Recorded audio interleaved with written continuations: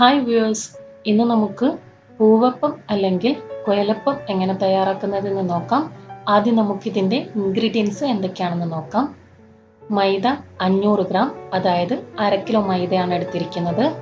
Soak ചെയ്ത് വെച്ചിരിക്കുന്ന പച്ചരി 3 ടേബിൾ സ്പൂൺ, കരിഞ്ജീരകം അല്ലെങ്കിൽ എള്ള് 1.5 ടേബിൾ സ്പൂൺ, മുട്ട ഒരെണ്ണം, പഞ്ചസാര 6 ടേബിൾ സ്പൂൺ, ഉപ്പ് 1/2 ടീസ്പൂൺ. ആദ്യം നമുക്ക് മിക്സിയുടെ ജാറിലേക്ക് പഞ്ചസാര ചേർത്ത് കൊടുക്കാം, മുട്ട ചേർത്ത് കൊടുക്കാം, പാകത്തിന് ഉപ്പ് ചേർത്ത് കൊടുക്കാം. കഴുകി വൃത്തിയാക്കി വെച്ചിരിക്കുന്ന പച്ചരി 2 മണിക്കൂർ സോക്ക് ചെയ്ത് വെച്ചതാണ്, അതും ഇതിലേക്ക് ചേർത്ത് കൊടുക്കാം. ഇനി ഇതിലേക്ക് ഒരല്പം വെള്ളം ചേർത്ത് കൊടുക്കാം. ഇതിനുശേഷം നന്നായിട്ടൊന്ന് അരച്ചെടുക്കാം. ഇനി ഈ അരച്ചെടുത്ത കൂട്ട് നമുക്ക് വലിയ ബൗളിലേക്ക് മാറ്റാം. ഇനി ഇതിലേക്ക് 1.5 ടേബിൾ സ്പൂൺ കരിഞ്ജീരകം അല്ലെങ്കിൽ എള്ള് ചേർത്ത് കൊടുക്കാം.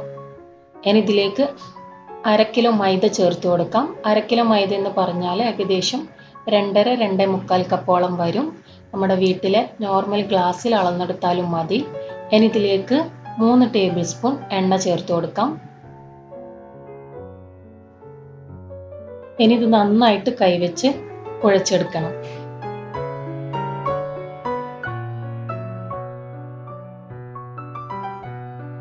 ഇനി ഇതിലേക്ക് ഒരല്പം വെള്ളത്തിൻ്റെ ആവശ്യമുണ്ട്.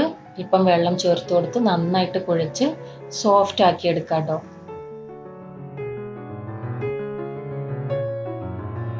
ഇപ്പം ഞാനിവിടെ നന്നായിട്ട് കുഴച്ച് സോഫ്റ്റ് ആക്കി എടുത്തിട്ടുണ്ട്. ഇനി ഇത് 1/2 മണിക്കൂർ റെസ്റ്റ് ചെയ്യാൻ വെക്കാം. 1/2 മണിക്കൂറിന് ശേഷം നമുക്ക് ഇതിൽ നിന്ന് ഒരു വലിയ ബോളാക്കി മാറ്റാം. ഇനി ഇത് നമുക്കൊരല്പം മൈദ തൂവിക്കൊടുത്ത് നന്നായിട്ടൊന്ന് പരത്തിയെടുക്കണം.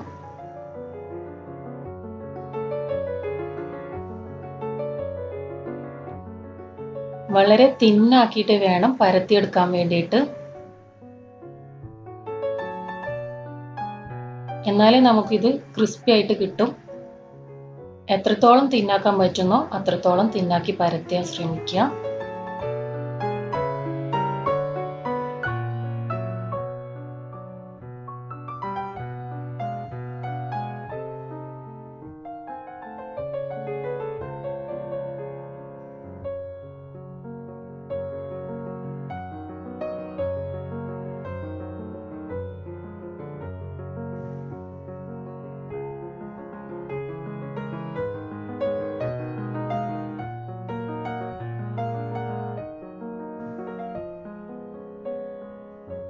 ഇനി ഇത് സ്ക്വയർ ഷേപ്പായി കട്ട് ചെയ്ത് മാറ്റണം.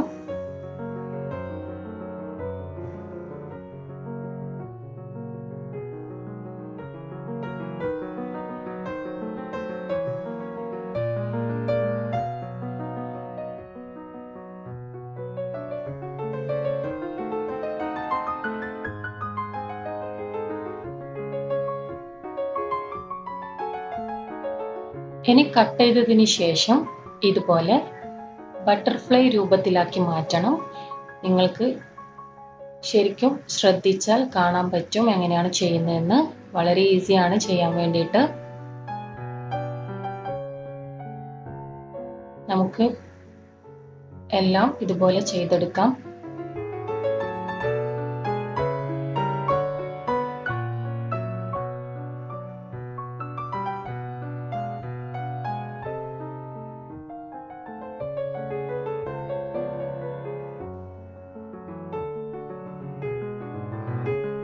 ഇപ്പം എല്ലാം ഫ്രൈ ചെയ്യാൻ വേണ്ടിയിട്ട് റെഡി ആയിട്ടുണ്ട്. ഇനി നമുക്ക് എണ്ണ നന്നായിട്ട് ചൂടാക്കി എടുത്തതിന് ശേഷം ഓരോന്നായിട്ട് എണ്ണയിലേക്ക് ഇട്ട് കൊടുക്കാം.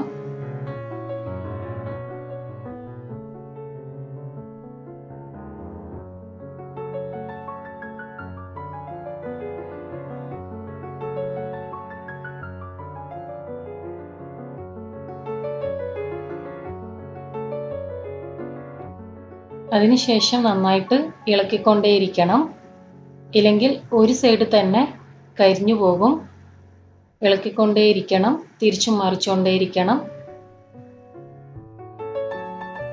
ലൈറ്റ് ഗോൾഡൻ കളർ ആവുമ്പോൾ തന്നെ എടുക്കണം, ഇല്ലെങ്കിൽ ചൂട് ഇരിക്കും തോറും അത് കറുത്തു പോകും.